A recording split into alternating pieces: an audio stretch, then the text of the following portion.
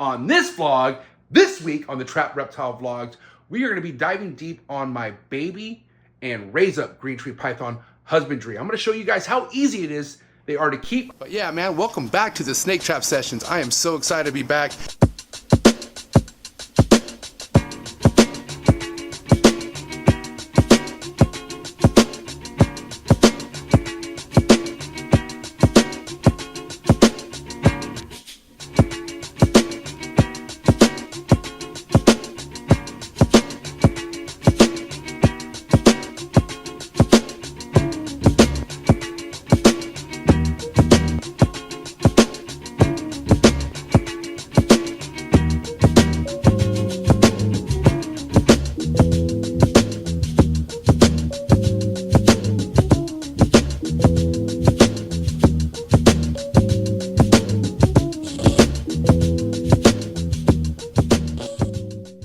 All right, guys, we're gonna lighten up the mood on this vlog, okay? Sorry about the Debbie Downer on the previous vlog, but I had to share it. But yes, what is good, everybody? Welcome back to another episode of the Trap Reptile Vlogs. If this is your first time hanging out, what's good? My name is MJ. Listen, if you didn't catch last week's vlog, you probably didn't understand anything I just said right now. Well, listen, last week, a little bit of a depressing vlog when I went over my female not making it due to an egg bounce. So I'm gonna flip the mood on this vlog for sure, because on this vlog, this week on the Trap Reptile Vlogs, we are going to be diving deep on my baby and raise up green tree python husbandry. I'm going to show you guys how easy it is they are to keep. I'm going to show you the way I keep them. I'm going to let you know the humidity I like to run inside and outside the enclosures. We're going to cover it all, okay? So you guys are in for a treat.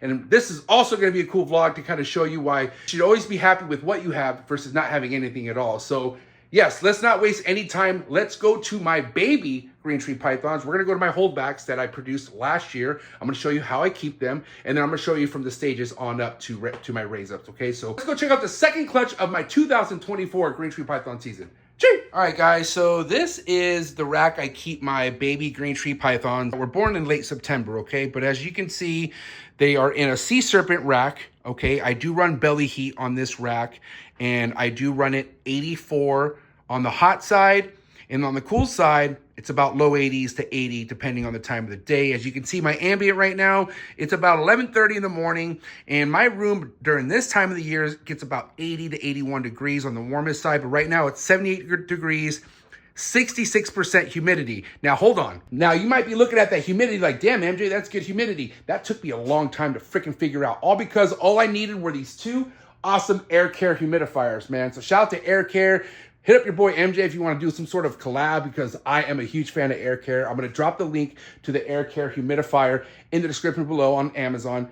Awesome, awesome product. So yes, that's why my humidity's super on point. And I got to tell you, if your humidity's on point in your ambient, you're going to have a lot less issues. I can tell you that right now. So let's get back to the baby. I want to just break that down. Very happy with 66% humidity. I feel like anywhere between 60 to 65% is like the average I want to keep it at. So stoked to see that. And again, I usually have these on, but because of the vlog, I don't have them on. It's pretty loud, so that's why they're not on right now. So that you already see it starting to drop here in a bit. But anyways, okay, back to where I keep my baby ball pythons. Like I said, very simple, very straightforward. Here I have, for instance, one that just shed out. And we're going to look at these also. So here is Trap 2402. Okay, so obviously I number these babies as they come out of the egg. So that's basically just the way I number things. Some people have different ways of numbering, but yeah, very simple setup. As you can see, pretty damped paper towel. You know, I would say, I think it's a 6-ounce deli cup. That's right there towards the middle. I got to tell you, if you do struggle with humidity, just a little tip, you could also put the water dish closer to the heat, which will create more humidity inside the enclosure. But definitely want to have high humidity for these baby green tree pythons. You know, and also just to ensure that they're drinking, I also spray them. So not only do I have good humidity in the enclosure at all times, I actually physically spray these things at least every other day. If they're in shed, I'll spray them every day. But yeah, very simple stuff. I believe this one needs to eat, okay? And man, I'm so happy that my overall, I will say this entire clutch are thriving. I mean, everything is thriving, but as far as like eating, like this guy's eating and that one's eating and majority of them eating, there's maybe like one that's a straggler, and we could even look at that one. But this guy or girl just shed out and definitely needs to eat. So what I also do, where I keep all my baby green tree pythons, I keep their note cards here. So for instance, we were just looking at trap 2402. This is the note card for trap 2402. So it just shed today, so I got to put down that it shed, and its last meal was on the 16th. So we're already, over 10 days since this neonate's last meal. As you can see how I feed these things, I try to keep it within like 5 to 7 days. So we're gonna feed this guy today. He needs, this little guy or girl needs to eat. So we're gonna feed this little one today, show you how well established it is. And yeah, we'll just quickly look over some of these other baby green tree pythons that I have in this rack. Ooh, check out this one right here. This one's on fire. So this is trap 2403. And yeah, these things are awesome, man. Figured why not just bring out trap 2403 out, just so we could check him or her out. A very beautiful red neonate. As you can see, those yellow diamonds on her or his back, some of them are starting to turn orange, which is really neat. It's a good sign from Patrick, according to Patrick Holmes, and according from what I've seen too. The orange diamonds are what you want to aim for in a snake like this, for sure, or in any snake, I guess you could say. But yeah, really awesome holdback of mine. Pretty confident this one is not leaving for sure. But yeah, let's get you back, put in. And then yeah, here is trap 2404. This one looks like it's in shed. This one was definitely a little on the behind side, but it's definitely picked up now. Definitely is smashing fuzzies. Just had its first fuzzy actually last week, but now it's kind of doing its thing now. So I'm happy to see that number 4 is doing good. Number 5 had a prolapse, and as you can see, it this is a nice one. This is definitely one I want to keep. But yeah, number 5 had a prolapse not too long ago, and obviously I went through the proper procedures, what I do when there's a prolapse. And if you don't know exactly what the procedures is, I would check out Gary Scavino's prolapse video that he put out on his YouTube channel, and I'll put the link to that YouTube channel in the description below. But anyways, I got this one to bounce back pretty good so far. It's had 3 meals since its prolapse. So, but yeah, this is number 5, looking really great. Here's number 6, that's in shed. And this is what you call blurple, a little phrase that Patrick Holmes kind of came up with as well. Shout out to Patrick Holmes. But yeah, really awesome looking red neonate. And when they're in deep shed like this, man, they turn that purple black. Man, you cannot go wrong. This is so epic. I like to make a neonate that looks like this. Obviously, there's some dark maroon ones out there, but that's the goal, is to make a neonate that's like that all the time. That's number 6. Here's number 7. Number 7. Oops. So here's number 7, really, really well established, eating like a champ. And then number 8 is probably one of my favorites. I mean, this was one that I already knew right off the bat. I'm not, it's not leaving me for sure. Has orange with yellow diamonds on its back. So I would say this one out of all of them has the more orange diamond patterning on its back. So number 8, really fire. Number 9 was probably this is the runt. I would say this is definitely the smallest one out of the bunch. And it eats, he's eating, he's just a runt. He's just really small. I'm not really sure how to explain this, but he's pooping good. He's just coming out of a shed, so he's about to shed here real soon. But this is number 9. And from what I know, I'm keeping number 9 because it's a runt, and I'd rather just hold on to him or her and see what happens. Number 12 was one of my problem feeders. And by the way, this was something I experimented with where I was like, I'm not going to assist feed anything. So when I say problem feeders, doesn't mean I was assist feeding any of them. None of these were assist fed, okay? Just to keep it clear. This is trap 2412, but definitely turned the corner. As you can see, digesting a really nice fuzzy at this point. So it's great to see it all. I mean, these are all eating fuzzies now. I have one that will go back and forth between a fuzzy, a button quail, or sometimes fuzzy and a gecko. I mean, if they're picky, they're picky. What are you gonna do? But I have everything ready to go. As far as if I have anything that's picky, I just go into my toolbox, pull out what I need, boom, problem solved. All right, so number 12, and then this one sold. This is the first one I sold, and of course it's the biggest. Check out this beast. So this is Trap 2413. And this is going to Paul Lucas, somebody who's recently getting into chondros. He has a heavy name in the reticulated python field, but yeah, he's gonna get his motors going with the chondros, and he's he picked up this awesome trap production here. So congratulations to Paul Lucas for picking up one of the very first trap productions I've ever sold, for sure. That's cool. So yeah, Trap 2413, the biggest one out of the entire clutch, for sure. That one's, probably should have kept that one, not gonna lie. Message! But I was going for dark, and I want the darker stuff, so that was on the lighter end, but it's still really beautiful. So shout out to Paul for getting that one. And then this one right here, number 14, I believe this guy, no, this one's not in shed. But this little guy right here, great eater, great eater, well established, you know, definitely has an attitude, but really awesome eater. This is Trap 2414, and this one is actually going to my buddy Shane. So this one's actually sold too, above all scales. Good homie of mine in the reptile game. So congratulations, Shane. You're gonna love this snake, dude. This guy will be going to Shane and that snake in the next like couple months. Still pretty cool to be shipping, but yeah, guys, like that's the gist. Like that's how basic and easy I keep my baby green tree pythons. I change waters in this rack every day.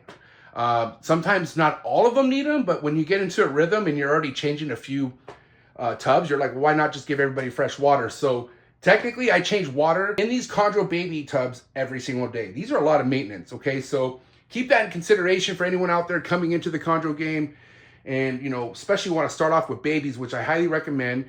I highly recommend starting off with the United States captive born and bred baby that's well established from a respectable breeder.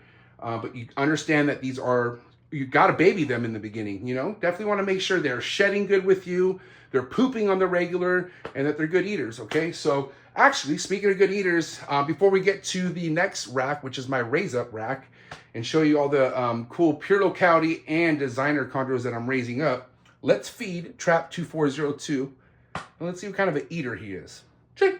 All right, so I got my little fuzzy right here. That's, you know, I'm telling you, these guys are so well established. I don't need any chick down or quail down at this point. I could just, you know, straight give them the fuzzy. So yeah, I have hot water that I still like to put them in. So put that in for like 20 seconds. I like to kind of dab that fuzzy into the paper towel just to make sure it's not soaking wet, but a little bit wet. You want to make sure it's still warm. And yeah, let's see what happens.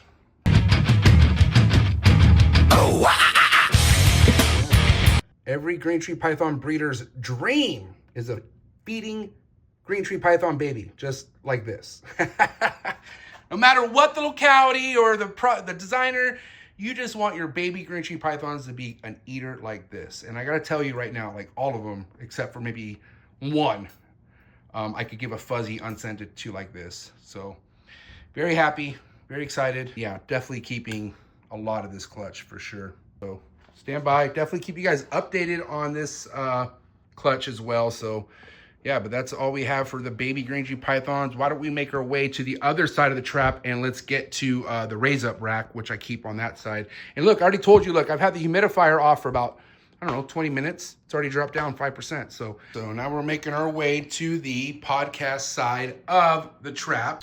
This right here is my raise up rack. Also sea serpents, I think. I don't know, I can't recall. This is legit one of the first racks I ever purchased in my entire life. And it's still doing good. It might even be animal plastics. I don't know, I can't remember. But anyways, all right, so we're gonna show you how I keep my raise up green tree pythons, which is nothing different than how I keep my baby green tree pythons. Now I would say the only difference is I don't keep them as wet as my babies, even though this one's still a little baby. Now this was my very first production of last year, and the only one to make it out of 18 slugs. This is Fish. Fish was came from Suge Knight, which is a red dominant Biak, paired to Mimi, which was a yellow neonate Biak. So this is a pure locality green tree python, born, I want to say, in June. So yeah, looking awesome.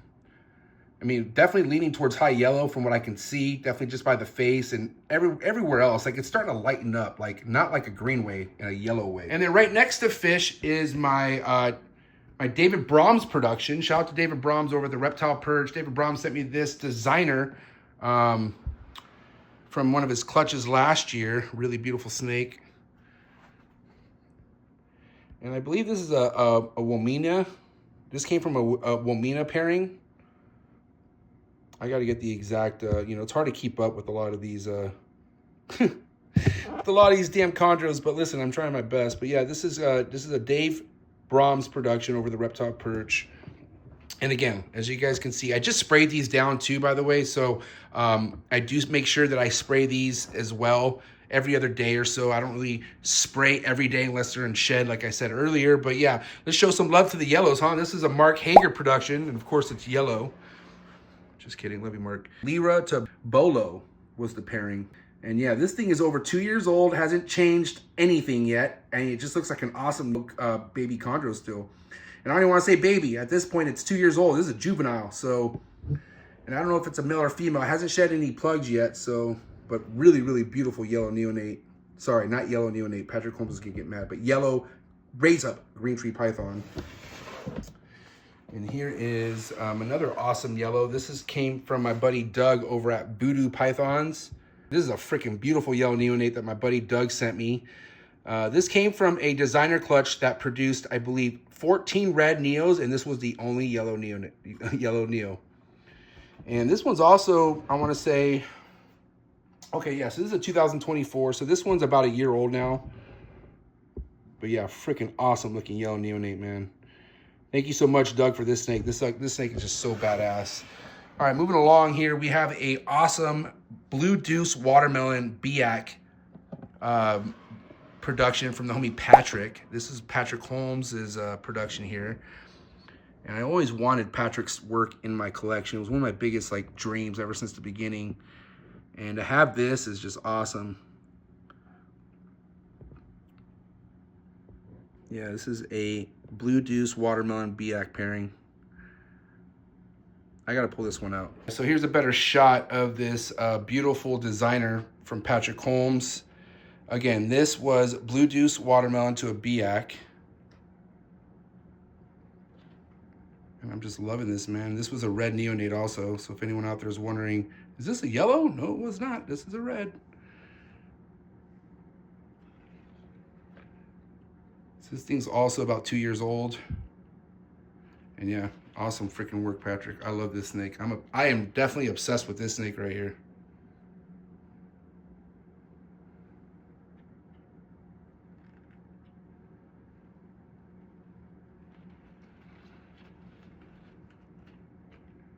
And the tail, man, and also that tail is no joke. It's like powder blue.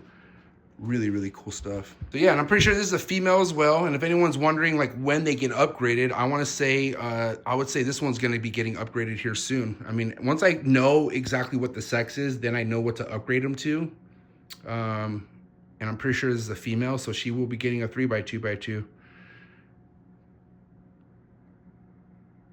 Patrick Holmes, my man. All right, and I got another one of Patrick's productions in this rack, so let's put this girl back, or he. To keep it real, before we could even get to that next Patrick Holmes production, let's check out this awesome designer green tree python produced by my buddy Joey Westgate. Now this has sickness blood in it, so this one's mom is a sister to the sickness. Same clutch. So this is epic for me. I love this. You know, I'm a big fan of Bill's work, as a lot of you guys are. He was also somebody. I'm gonna pull this one out, man. I don't even want to stop talking real quick. Let's pull this one. You know what I mean? Let's just get this guy out. Again, the Joey Westgate production. And again, sickness blood in this one. See the head. There we go. That's what I want to see. Show him your beautiful head. This one also is looking pretty promising on being a female. I'm not sure yet. But beautiful freaking snake, man. I named this one the Grinch, just because the color green, I mean, it just reminds me of the Grinch. So had to go with the Grinch. Love it, male or female, sticking with it. All right, so moving along down is right here. So we have that Patrick Holmes production that I was telling you about. This is a beautiful freaking pure Biak. Now this is a red neonate. Was a red neonate. Now turning obviously into its OCC. I mean, obviously you see that green, but a lot of that yellow, I'm going to tell you right now, based off from what I've seen raising snakes up like this, it's going to keep a lot of yellow for sure. And also this is looking female. But yeah, Patrick Holmes production, pure Biak locality. She's a spicy one, definitely really spicy, as you know, Biaks are. And right next to this one is another pure Biak. Now this was an import that I got last year from Dan Larry. Yeah, check out this freaking awesome female. Another pure Biak locality, green tree python. And yeah, man, this whole rack is basically females, except for these bottom ones here. So this is where I keep the males. Now this one right here, this is one of my breeder males. Not ready to breed yet, but it's a confirmed male. And it's named as Baby Jaeger, because this guy's dad was Jaeger from Bill Stiegel. So confirmed male. Jaeger Clover was the pairing on this guy. But yeah, he's awesome. Little feller, but I'm gonna give him another year or so.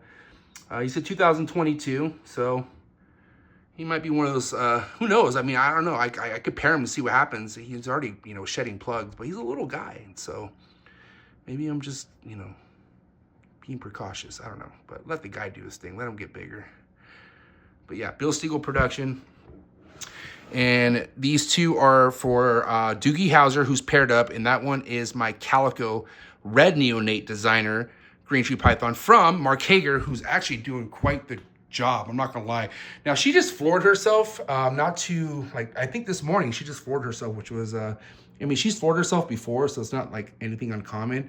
And if for a chondro to floor themselves, it's not a big deal. I mean, if they are always on the floor, maybe you should look into it, but you know, sometimes they just will either want to get away from the male or they just like where the temps are down there. So, but yeah, she is paired up to that Calico line, green tree python, designer by the homie Mark Hager. So thank you so much, Mark, for sending me this freaking beautiful male. He's been doing the job. I'm telling you right now, I've witnessed a couple really good locks, and he is barely 2 years old. So cool to see a young male finally do something for me. I mean, he hasn't done shit yet. Locks aren't shit, as I always say, but yeah, we'll see what happens. And yeah, that's basically it. I'll show you Doogie Howser, because Doogie Howser is such a beast, and you guys out there love Doogie. So here's Doogie. Hey, Doogie, you want to say hi? Doogie's been doing some cuddling. He's been doing some courting. Like, you know, he's not afraid of the girl, but I haven't seen any like real deal locks from Doogie Howser yet. So he's about 2 years old as well, a little over 2. My most potent green tree python for sure, hands down.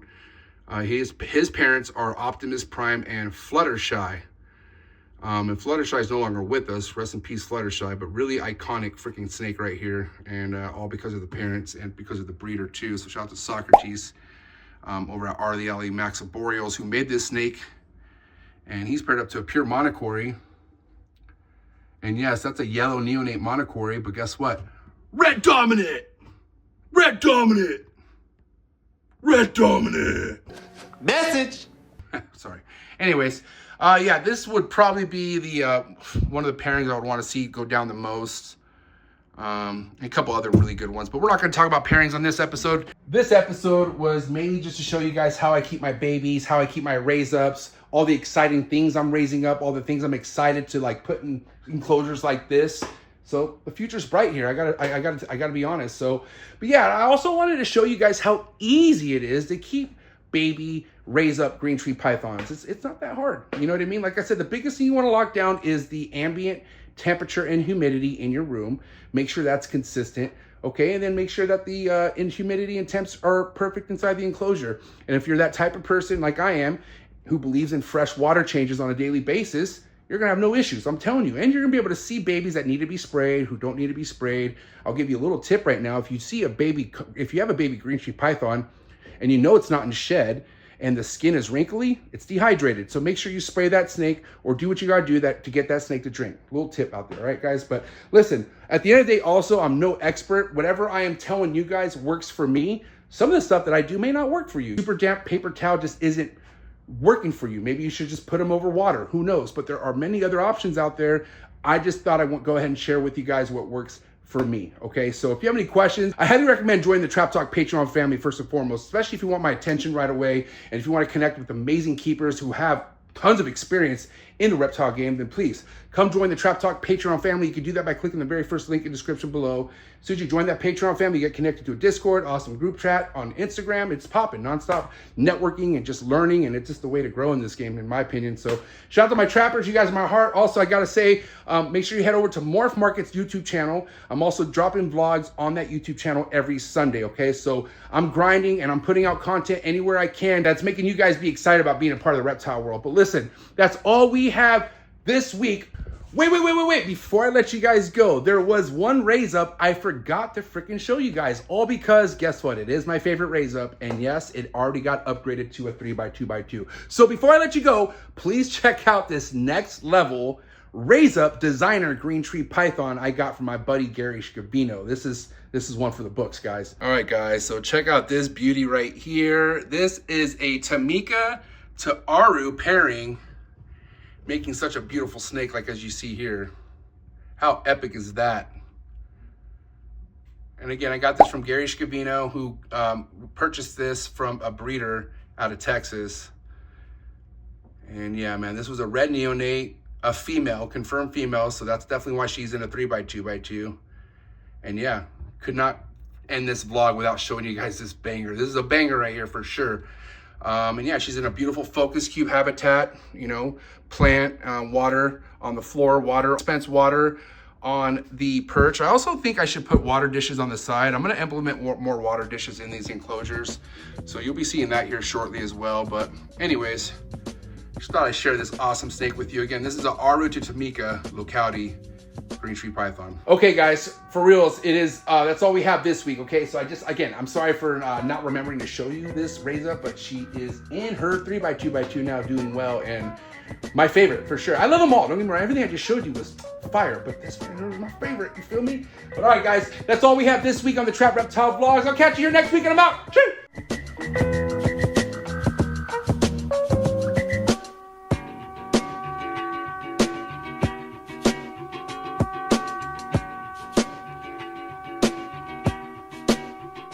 USArk and all USArk members. If you don't know what USArk is, don't be ashamed. Just go ahead and click the third link in the description below. See what USArk is all about, okay? You never know when legislations are going to hit your backyard, so that's why it's very important to consider becoming a USArk member today. These numbers really do matter, and they look at it for consideration when it comes to battling legislation. So first and foremost, thank you, Phil Goss. Thank you to anybody out there who partners up and volunteers with USArk organization. Thank you for anyone out there who's a USArk member.